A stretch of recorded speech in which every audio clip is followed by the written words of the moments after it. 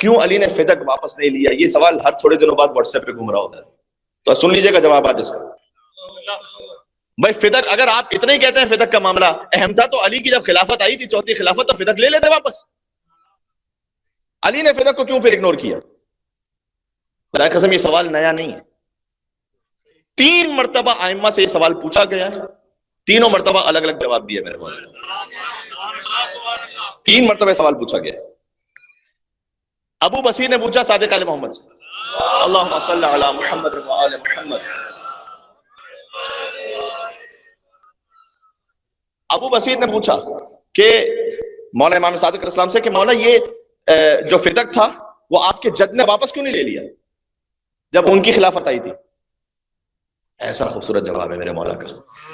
میرے مولا نے کہا کہ اس لیے کہ جب علی ابن ابی طالب کی ظاہری خلافت آئی تو وہ جو ظالم تھا وہ بھی مر چکا تھا، وہ اپنا عذاب بھگت رہا تھا، جو مظلومہ تھی وہ دنیا سے جا چکی تھی، وہ اپنا اجر پا رہی تھی اللہ کے پاس سے۔ علی فدق کو واپس لے کر نہ ان کا اجر کم کرنا چاہتے تھے، نہ اس کا گناہ کم کرنا چاہتے تھے۔ اب یہ جواب ذہن میں رہ جائے گا؟ علی نے فدق کیوں واپس نہیں لیا؟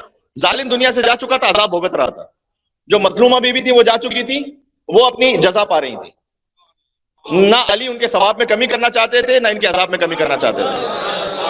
دوسری مرتبہ یہی سوال، یہ سوال ابو بصیر نے کیا تھا، دوسری مرتبہ یہ سوال ابن ابراہیم نے کیا چھٹے مابی سے۔ علی تو آپ جانتے ہیں نا کہ جب علی سے سوال کیا جاتا تھا تو ایک ہی تو سوال تھا، 70 الگ جواب دیتے تھے۔ مولا یہ وہ فدق واپس کیوں نہیں لے لیا تھا؟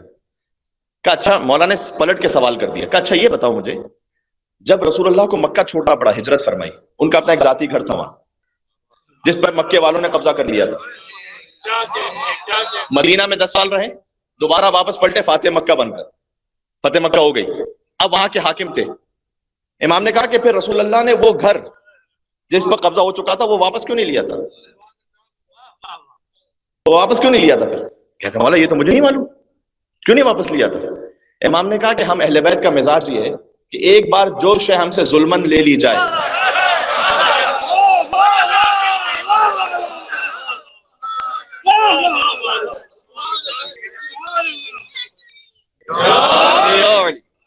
بات پہنچ رہی ہے، ایک بار جو شے ہم سے ظلمن لے لی جائے ہم اسے واپس نہیں لیتے، جو ظلمن لے لی گئی وہ لے لی گئی۔ یہی سوال 7ویں امام سے بھی کیا گیا کہ مولا یہ فدق واپس کیوں نہیں لے لیا تھا؟ تو میرے مولا نے کہا کہ دیکھو اللہ نے ہمیں ولی بنایا ہے تمام انسانوں کا، لہٰذا اگر کسی انسان پر، کوئی عام انسان پر ظلم ہوتا ہے نا تو ہم اس کے ولی بن کر مظلوم کو حق دلاتے ہیں۔ ہمارا ولی خود اللہ ہے، ہم اپنا حساب نہیں لیتے، وہ لے لے گا وہاں سے۔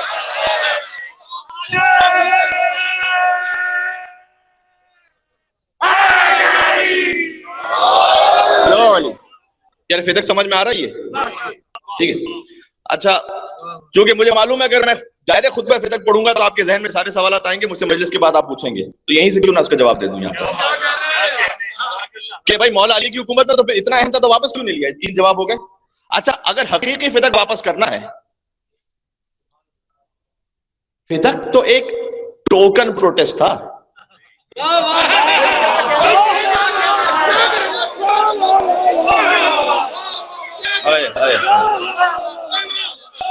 لفظ ضائع نہیں کرنا ہے، ایک علامتی احتجاج تھا، علامتی احتجاج تھا نا، ورنہ سیدہ کونین جن کی خاطر دنیا نہیں خلق ہوئی، اگر سیدہ نہ ہوتی تو نہ محمد ہوتے نہ علی ہوتے۔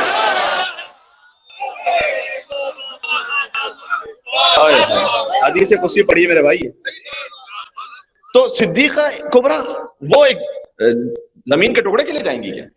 یہ تو ٹوکن احتجاج تھا تاکہ اس غاصب کے چہرے سے خلافت کے نقاب اتر جائے۔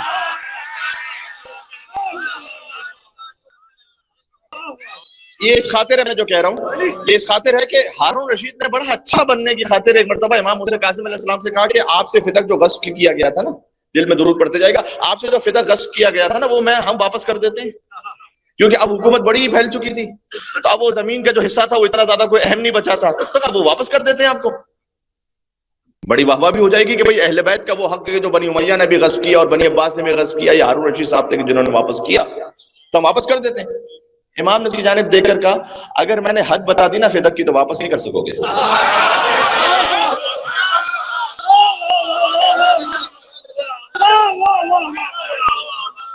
اچھا، I'm not making up a story، یہ امام نے واقعہ کہا یہ اسے کہ اگر میں نے حد بتائی نا تو دنیا واپس نہیں کرے گا. تو دیکھا کیسی بات کرتے ہیں آپ، میں واپس کر دوں گا، آپ حد تو بتائیے. امام نے کہا فدق کی ایک حد عدن ہے، دوسری سمرقند ہے، تیسری افریقہ ہے، چوتھی بحر خضر ہے.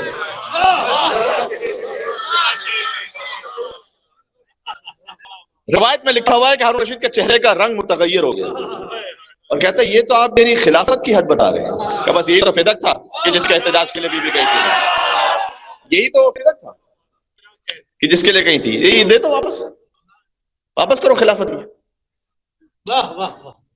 فدق علامت ہے غصب خلافت کی، یہ ذہن میں رکھے گا، اس لیے بیان فدق پہ تکلیف ہوتی ہے، ورنہ زمین کے ایک ٹکڑے پہ کسی کیا تکلیف ہے. پتہ ہے کہ اس کا اثر کیا ہے. یہ ابن ابی العدید معتزلی نے، مجھے آخر میں پڑھنا تھا ابھی پڑھ دیتا ہوں، اپنے استاد سے پوچھا کہ اس نے کہا مجھے ایمان سے بتائیے گا، اپنے زبان سے سمجھا رہا ہوں، کہ جب رسول کی بیٹی گئی تھی تو وہ حق پر تھی یا نہیں تھی؟ وہ تھی حق پر، یعنی مجھے بتائیے گا. سنی عالم ہے، اپنے سنی عالم سے استاد سے پوچھ رہا ہے. کہا وہ حق پر تھی.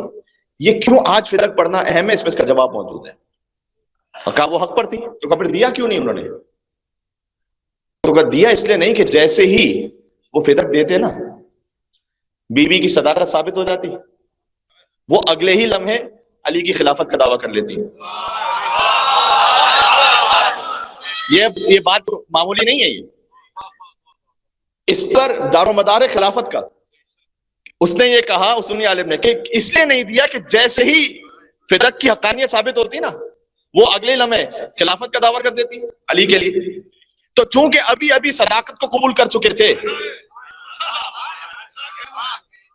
تو جو خلافت کا دعویٰ تھا اسے جھٹلایا نہیں جا سکتا تھا. پھر اب تک کا اہم ترین جملہ کہنے لگا ہوں، کیا کہنا بی بی آپ کے قدموں کی خاک پر ہماری نسلیں قربان ہو جائیں، حکمت فاطمی پر ہماری نسلیں قربان ہو جائیں.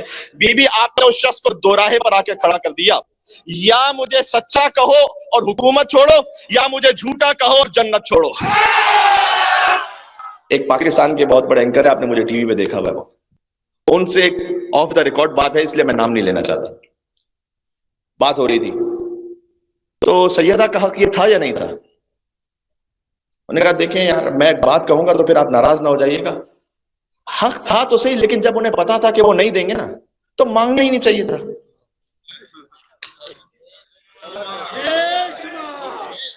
کوٹ ان کوٹ بتا رہا ہوں، وہ مانگنا ہی نہیں چاہیے تھا جب ان کو پتا وہ کائنات کی بیوی ہے. اور وہ پھر بات کی ساری انہوں نے، وہ ایک باغ کا ایک تو تصور، دوسرا یہ کہ وہ مانگنے ان کی شان کے مطابق نہیں تھا، مانگنا ہی نہیں چاہیے تھا، ان کو پتا تھا وہ نہیں دیں گے.